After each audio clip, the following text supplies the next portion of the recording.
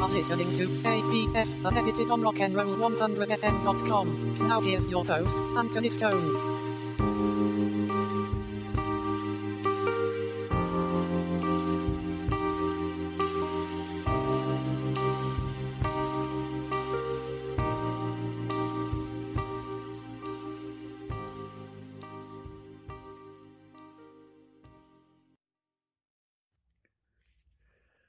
Greetings, everyone, and welcome to APS Unedited. Now, this is the first edition. It don't actually start the next week. I just wanted to see how it would work and go together. So, in other words, what kind of strength it takes, whether it will make me sick or not, all those things have to be taken into consideration. That's the reason I stopped my Monday through Friday podcast. But I don't really like not doing a Monday through Friday podcast, because that was my intent. But I'm not able to do one, so I thought I would, and I brought it up one time, unless I went to just recording it and putting it out as it is. Well, I'll do a few things to it, like I might run a simple noise correction, or maybe even the AM radio to give it the radio sound. But I'm not going to do anything major to it, like any major editings. Whatever it is, it goes. And I'm going to record it together before I even do that. In other words, I'm not going to assemble it. I'm just going to record it as is. I'm going to record it. I'm going to put it into the media player with clips, and I'm going to play it and stream it to the YouTube website or wherever I put it. And then I'm going to put the file that's left over from it up as my podcast on my podcast blog. That set up yesterday. So I thought this out, and we'll see how it works. The first thing I'm going to cover here is, since the past 2 days, and particularly Monday, was the expiration on the 5th, was the expiration of the DACA. And Donald Trump is trying to work with these people. Unfortunately, I don't care for them, period. I wouldn't just send them home if it was me. But he's trying to think of the overall of America and trying to fix America. And that's really what he's been trying to do all along. I do have some issues with some of the stuff that's coming up lately. Just making himself an emperor and him turning his back on the guns. And Ted Nugent don't seem to think he's going to do that, but I don't know. Because I literally sat and witnessed him tell everybody he didn't care what their opinions was. He thinks that we should get the guns first and then let people get them back in legal. Well, sometimes you don't always get them guns back. Like I read this man's story. He spent thousands and thousands of dollars taking them to court. And then when they finally got them in court, they said, "Oops, we don't know what happened to your guns." So you see, he didn't get his guns back. It's been a while back, so I'm not going to give any details to the story, because my brains may have already rewrote it. And it might not be how I heard it. So I don't want to be guilty of making up stories and lying about things. I just want to tell generalizations about that particular case I was talking about. But even if you did make up a story like that, that could happen. I mean, really. Of course, I know they'd say, well, you can't go do things based on what could happen, because that's what they do with that is what they do with the terrorism. They start in banning all this stuff because it's bad or good for you. But I say, if we don't have a law, we don't need it. We already got way too many in this country. We already well suppressed the Soviet Union. The Soviet Union and Hitler would have loved to see the things that America does. So I'm going to go cover some of the stuff on DACA and illegal immigration and sanctuary cities in general. And I'll be right back. Here's the first article that I found, and I agree with this very much. And I'm so glad he done it. Or she, if it was a man or woman, I don't know. It just says judge right now, because I just found the story. But here it is. Inside Higher Ed. That is who done the story. Inside Higher Ed. Judge upholds decision to end DACA by Elizabeth Redden, March 7th, 2018. A federal district judge in Maryland on Monday upheld the Trump administration's decision to end the Deferred Action of Childhood and Arrivals program, which offers a temporary protection against deportation and provides the right to work to hundreds and thousands of undocumented immigrants who were brought to the United States as children known as dreamers. The ruling has no intermediate practical effect. As federal judges in California and New York previously ordered nationwide temporary injunctions barring the Trump administration from ending the programs as planned. Whereas the other two district judges found that the administration's reasoning for ending the DACA was arbitrary and capricious and based upon flawed legal conclusion that DACA was unlawful. Judge Roger W. Titus of the U.S. District Courts for the District of Maryland found that based on the review of the administrative record, it was responsible for the Department of Homeland Security to have concluded, right or wrong, that DACA was unlawful and should be wound down in an orderly manner.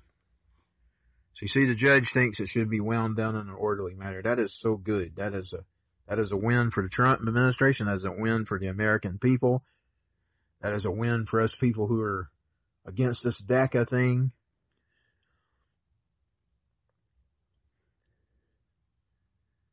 I've lost track. I hate that I'm doing this because this is going to be for my unedited podcast.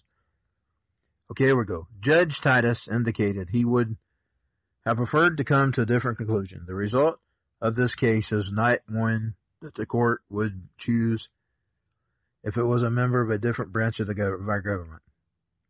The opinion states, an overwhelming percentage of Americans support protections for dreamers, yet it is not the providence of the judiciary to provide legislative or executive actions when those entrusted with those responsibilities fail to act. Now, I don't see where he's getting this. I mean, I don't see a big amount of Americans wanting to support this. I hear otherwise. I know I don't support it. They've had the opportunity to try to get here legally and they don't take it. So what can be said? Send them back home. Send their butts back home. That's what most of us believe. A legislative solution of dreamers have been elusive since for dreamers has been elusive since the Trump administration announced plans to end the DACA program in September. The Senate failed to pass the three separate bills that would have codified protections for dreamers. After initially suggesting he would sign whatever bill Congress sent him, President Trump has shifted his stance to insist the legislation protecting dreamers include other immigration-related provisions,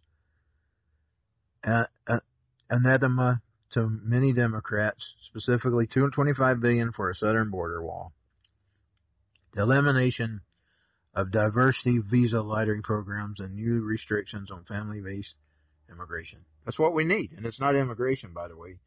It's illegal immigration. Now, if they get some kind of deal, they get the deal at our terms. Even though I don't even want no deal at all. If I was president, I'd just flat out say no. I've lived in a town that's flooded with them. I'm sick to the hilt with them. I'm sick to the heavens with them. I'd send the locust home. And I don't care what you call this bullying or not. I would literally send the locust home. But the problem is Trump's trying to be the president for everybody and still stand for his base as well. And I understand that too. Because when you elect the president, they're not really just representing their base, even though it's important that they address their base. They should still represent the rest of America.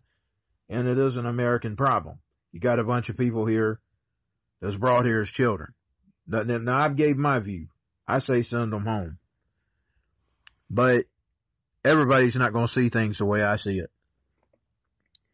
While Judge Titus' ruling may not have a practical effect, CNN noted that it represents a symbolic victory for the Trump administration. CNN quoted the Department of Judiciary spokesman Devin O'Malley. The Department of Justice has long been maintained that the DHS acted with its lawful authority in making the discretionary decision to wind down DACA in an orderly manner. And we welcome the good news today that the District Court of Maryland strongly agrees, O'Malley said. Today, the decision also highlights a serious correct judgment in favor of the government to be undermined by the overboard of injections that have entered by courts in other states. Trump also cited the ruling in a tweet in which he cast blame for the lack of the solution of Dreamers on the Democrats, and they are to blame. And we'll be right back. I'll find some more stories on. I want to touch on the Sanctuary City thing, so we'll be back with a story on sanctuary cities. Now, this story is 15 hours ago, and it is from the New York Post. Trump administration to sue California over sanctuary city laws. And this was from March 6, 2018, at 9:22 p.m. The Trump administration is suing to block California's law that extends protections for immigrants living in the United States illegally. The lawsuit says that the state laws intentionally undermine federal immigration law. Among other things, the legislation bars police from asking people about their immigration status or participating in federal immigration enforcement activities. Another law offers protections against workplace raids. Listen to that. The Justice Department says that those laws hinder immigration authorities and are unconstitutional. Attorney General Jeff Sessions is expected to announce the lawsuit Wednesday at an annual gathering of law enforcement organizations in Sacramento. So there you go. Two illegal immigration issues that haunt this nation right now. And I wish Trump success in the one with the lawsuit with against California. California is a radical state. And they're doing all kinds of insane things, especially in San Francisco. If you've heard about the poop gate, the poop on the streets and the needles and all that. Poop gate. That's California's big issue. I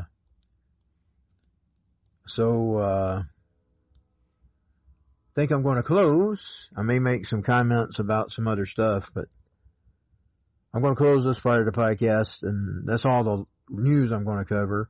The rest of it is going to be thought. So thank you for listening. I'll be right back. Okay, I'm at the front page of DaltonOnlineNews.blogspot.com. That is the APS Show online newspaper. Most of the stories that I will cover on my podcast will usually be from this page. And here is a article I wrote, and I got to add a correction because my correction software changed it to no. And that's KNOW, and I've got to change it. So I'm going to read this article, and I posted this morning. I was sleepy, and I shouldn't really do this because my eyes don't always catch things, because I don't really like to look dumb in public, but sometimes I look dumb in public. Smucks always blame the Second Amendment, a letter to the local paper. And I look like a smuck because I used a picture of that old shooter with a bunch of pills around his head. And there's a reason I done that, because where I'm going, you'll understand. Because this was a letter to the local paper, the Daily Citizen News in Dalton. Anthony's Notes, 5:29 a.m., 3/7/2018. This letter appeared in our local newspaper. This is my rebuttal. And I put a legal notice down at the bottom. It basically says that you do have a right to respond to articles and things. And mine has a complete right around about it. And there used to be this guy on the internet, and I used to hate when he'd do this, but I've decided to do it this way because I think it's the best way to do it. And here is the letter.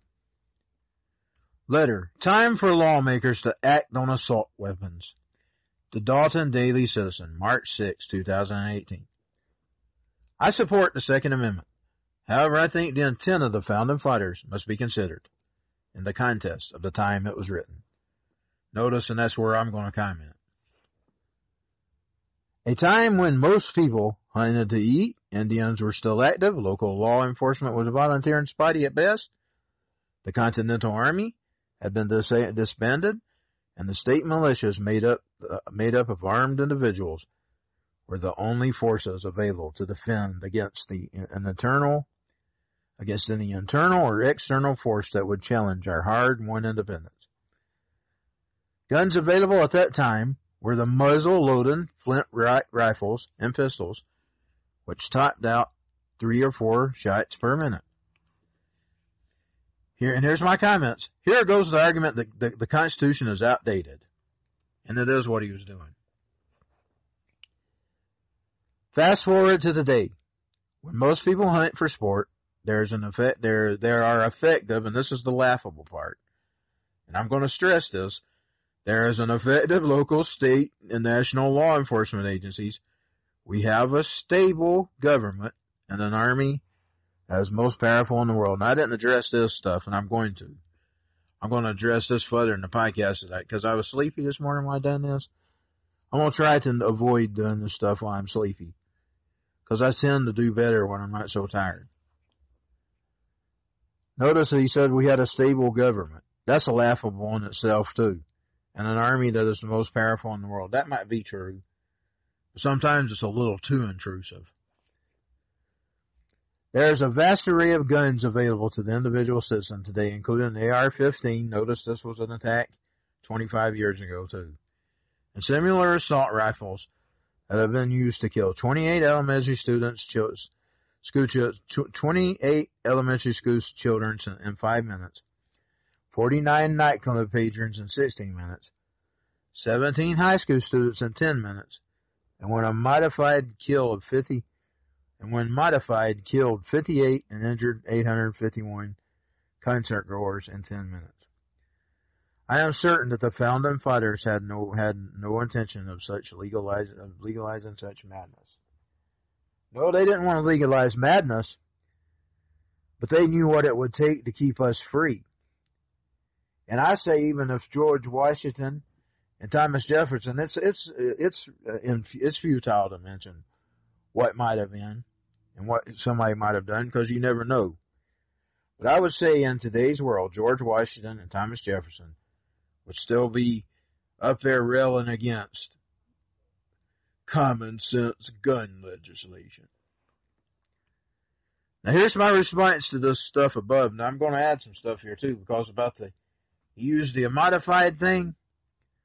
Now I know David Paddock, which turns out that he might have been a gun seller. This story, first of all, he's tried to sound smart. He's went in here and added up how many minutes it took to kill, and exact timing and exact people. He's trying to be smart here, but I'm going to be even smarter. Because you see, Paddock, there's the story that you don't hear, that you're not hearing, and he haven't heard, and if he ain't went and read it, Paddock might have been a gun dealer. There was more going on in Las Vegas than we was told. And I know that's the conspiracy story. That's the conspiracy theory. There's also a big conspiracy theory that I don't even touch in my podcast or my comments, and it's about Russian collusion. We're going back to the days when they worried about the Russians. The Russian conspiracy. That's what we went back here. We went back to the days of the Russian conspiracy. I don't even hardly cover that junk. I don't even cover it because I don't really care. It doesn't affect me any. It was media. Nothing they said was not true about Hillary Rodham Clinton. And it turned out that she was the one who was using them to begin with. Now here's my comments from this article, because I just wanted to address that. I didn't address it in the article about the modification of the guns. There was more going on to that Paddock story than we was told in the media. But another thing, modifying a weapon to kill people, that's illegal. It's not illegal for him to own those stuff, but it's illegal to modify weapons for the intention of killing people. That is already illegal. We don't need a law for that. It's illegal to do that. You can do it in legal ways, but it's still illegal to kill people. LOL, effective state, local, and national law enforcement agencies. And I question that. Because Florida is an example of what he was just pointing out as effective. That was not effective. They sat in the parking lot while kids were dying. And they was ordered to. Oh boy. Did he not see the stand down in Florida? The sheriff's department refusing to allow certain teams arrested because it meant more funding from Obama? Not to mention, I believe, and this is just my opinion, and I've heard other people say the same thing, I believe there was an order given by the FBI to stand down so they could get more gun control. Now, they've done this in the past. They allowed Waco to go on. David Koresh. That was all the ATF and the FBI trying to keep that program available. They had no intentions of him coming out. You go read up on it. You go study yourself, not what CNN and all those told you back then, NBC, ABC, CBS, who told you Koresh was a false prophet. Instead, and he was a sinful Messiah and he's raping children and all this other stuff. When the woman come out and said those children were perfectly fine, I tend to take that woman, she was an expert over Janet Reno's word that I'd done it for the kids. She didn't do that for no kids. She murdered a bunch of kids. And I will finish his article, his letter. I cannot think of a single reason why the average citizen needs such a weapon. These guns belong in the hands of the military, not the general population. And it's time our elected officials do something about it. Dine Datar Kahada. My final opinion. This has been a liberal talking point for years. 25 years ago, Waco and Ruby Ridge were about the guns. And now, the latest school shooting is just the same. The discussion we need to be having is about safety, and that's public safety. And when I edit it, I'm going to put that in there. Public safety, security, congressional reviews about the harmful side effects that these psychotropic drugs have on our society, and school bullying. Yes, school bullying might have attributed to this latest shooting, and it usually contributes to others. It was involved in Columbine. Those kids were bullied because they were queers. I know it's much easier to blame the gun. I know it's much easier to get. Maybe I don't have to. I read it wrong this morning. I see. I need to put some space there in between so I can tell that's an I. I know it's much easier to blame the gun. I say Congress needs to leave the Second Amendment well enough alone. And that was my responses to this article that appeared in the news, and I'm going to close, and this is my first edition of APS Unedited, and it will be unedited. It will have several little cleanups, and then I will record it in full. So thank you for listening. And then it will be either put as a video up or streamed. I'll decide whichever one's the easiest. Thank you for listening.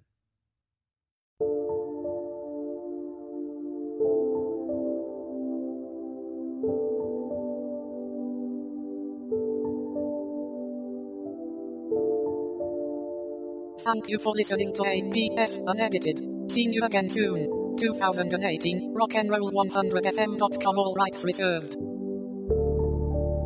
This and other podcasts by Anthony Stone can be found at rockandroll100fm.com. Please rate and subscribe to our videos on YouTube and on other platforms. Let's support independent media. Google, Facebook and Twitter are working hard to silence our First Amendment.